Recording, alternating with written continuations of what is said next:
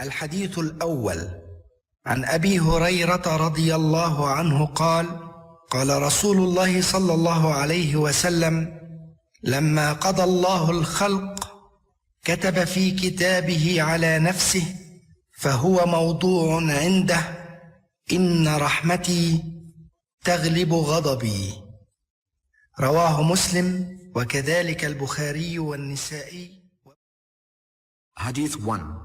On the authority of Abu Huraira, may Allah be pleased with him, who said that the Messenger of Allah, may the blessings and peace of Allah be upon him, said, when Allah decreed the creation, He pledged Himself by writing in His book which is laid down with Him, my mercy prevails over my wrath. It was related by Muslim, also by Bukhari, and Nasa'i and Ibn Majah.